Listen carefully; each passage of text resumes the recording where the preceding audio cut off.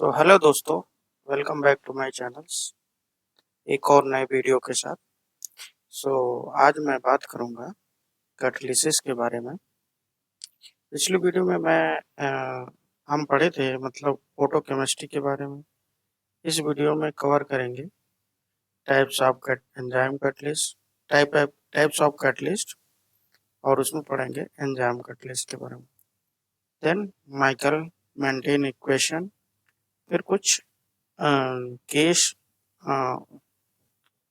Discuss करेंगे। तो चलो शुरू करते हैं, क्या होता है कैटालिसिस।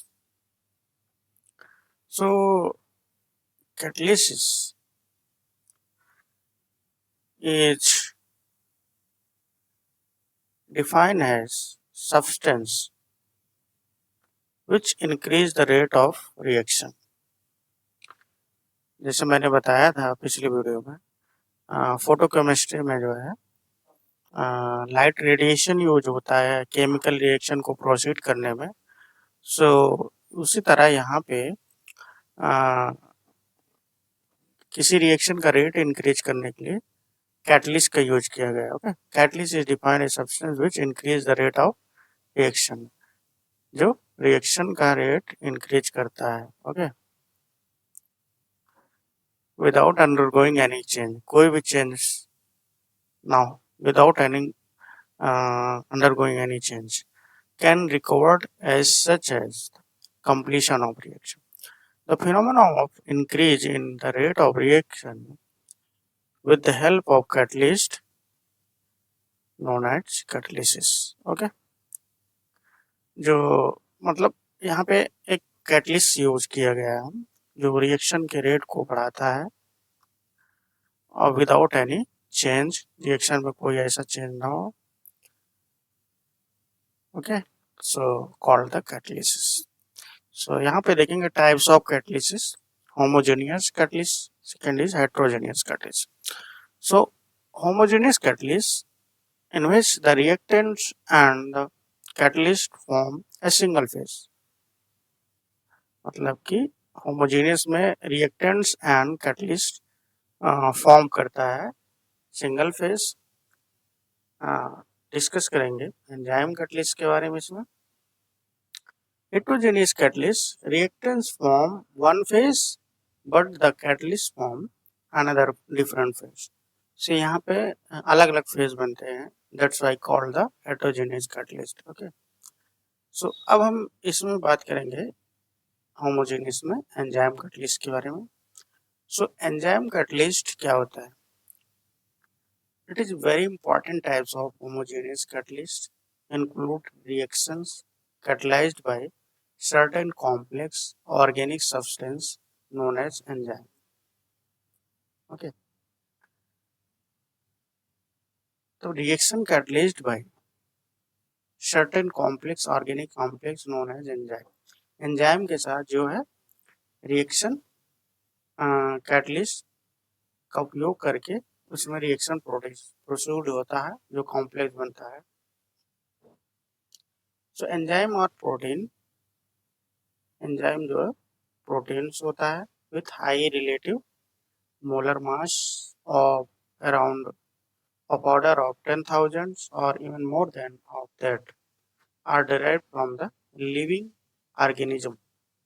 Okay, so अब देखेंगे mechanism and kinetics of enzyme catalyst reaction। In 1913, a biochemist L.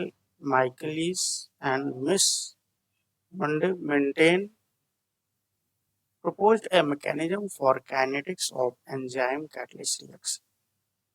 So ये दो साइंटिस्ट मिलके एक मैकेनिज्म प्रपोज किया था, आ, आ, जिसको नाम दिया enzyme catalyst reaction.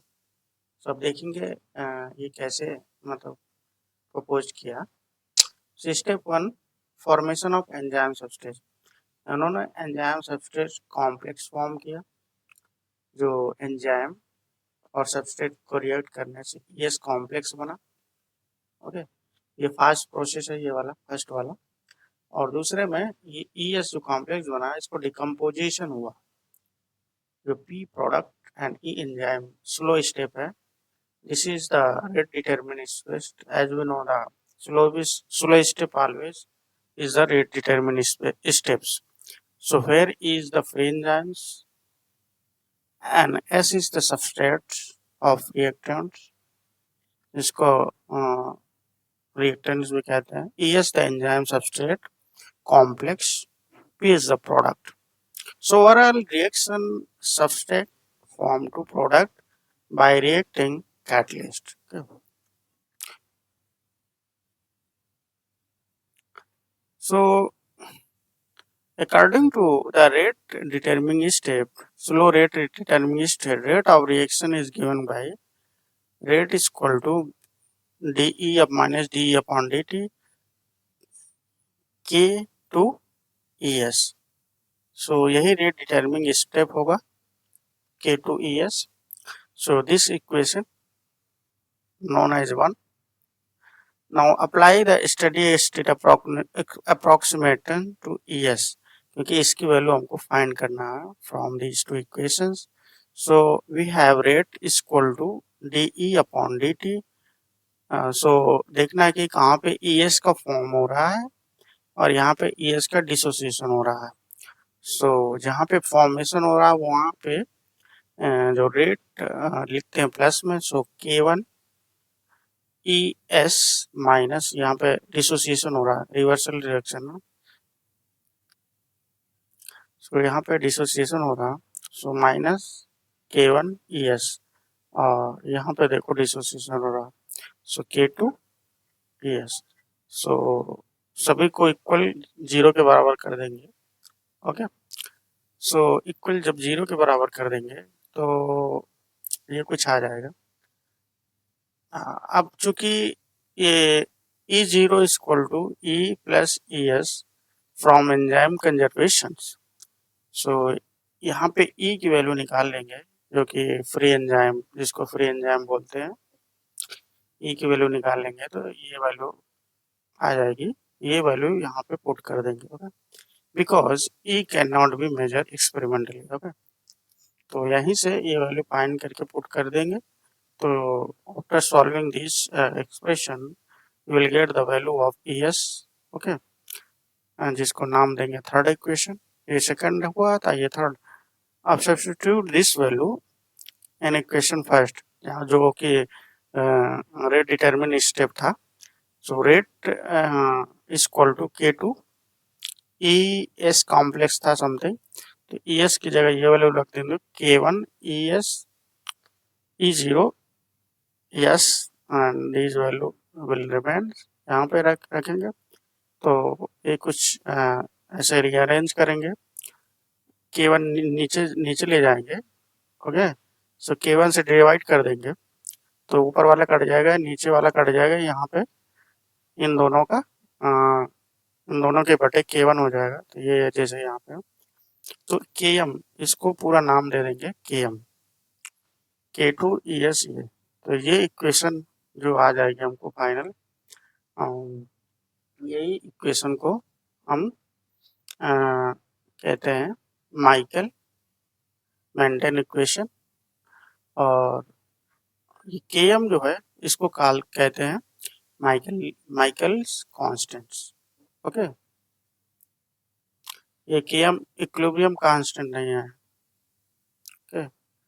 So this is equation 4 which is the most important. Okay, I am giving here 2 star. Okay. When all the enzymes are reacted with substrate at high concentration, reaction will going at maximum rate. जब सारा enzyme जो है react हो जाता है substrate के साथ at high concentration, reaction will going to at maximum rate. So उसमें जो है कोई भी फ्री एंजाइम नहीं बचता. That's why E is equal to free enzyme is equal to 0, so that E0 is equal to E plus ES. यहाँ पे 0 रख देंगे इसकी फ्री एंजाइम की जगह, तो ये कुछ वैल्यू आ जाएगी. रेट इसमें अप्लाई करेंगे फर्स्ट इक्वेशन में. तो R max equal to V max equal to, जिसको आर मैक्स जो है वी मैक्स भी लिखते हैं, equal to K two E S की जगह हम ई जीरो लिख देंगे। सो ये मैक्स रेट इक्वेशन आ जाएगी। ओके, मैक्स रेट इक्वेशन आ जाएगी।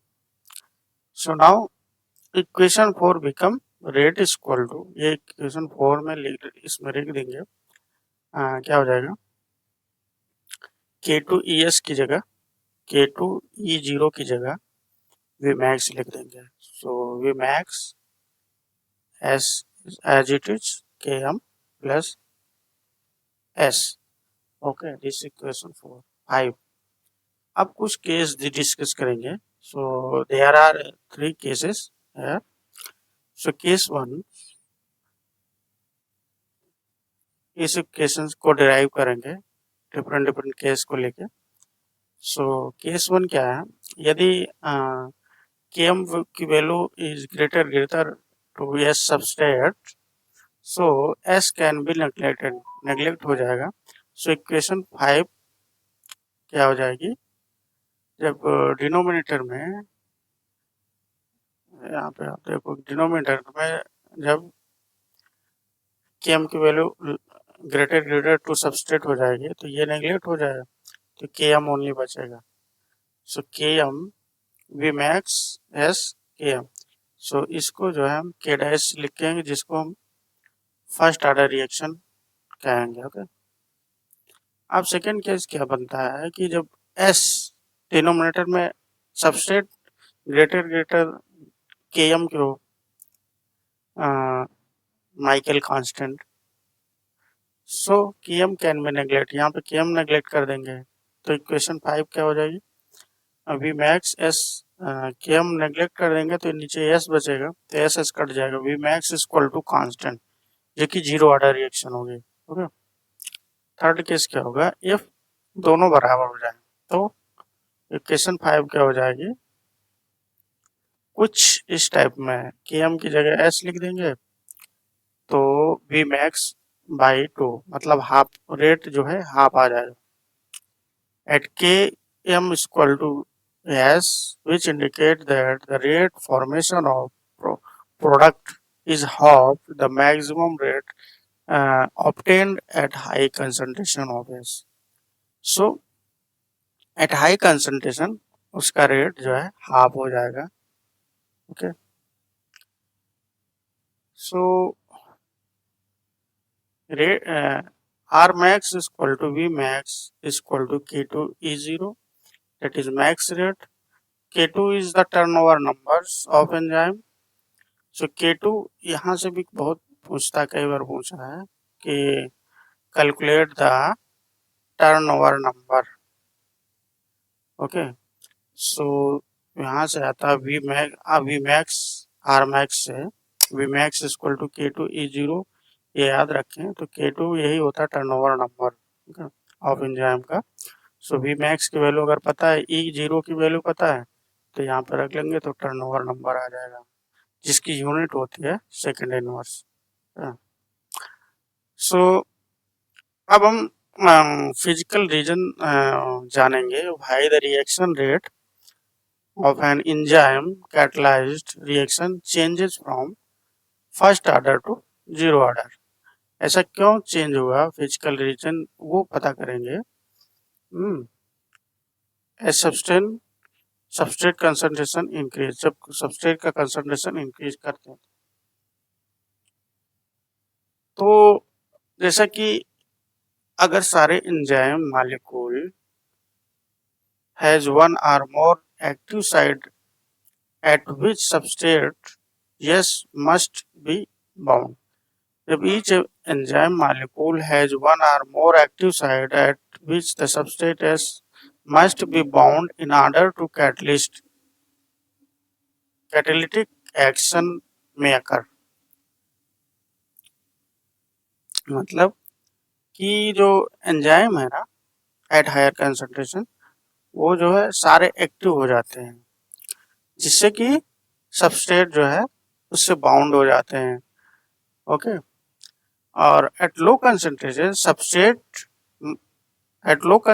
of substrate, most of these active site remain unoccupied. जब कंसंट्रेशन इसका लो हो जाता है सबस्ट्रेट का, तो एंजाइम के साथ रिएक्ट नहीं हो पाते हैं, अनऑक्युपाइड। सो अगर हम इसको इक्वेशन जो 3 केसेस हमको मिले हैं, अगर इसको हम ग्राफ में अप्लाई करें, रेट वर्सेस सबस्ट्रेट, ओके, तो क्या मिलता है कि ये जो प्लॉट आता है यहाँ से यहाँ तक, ये आता है केस 1 के कारण।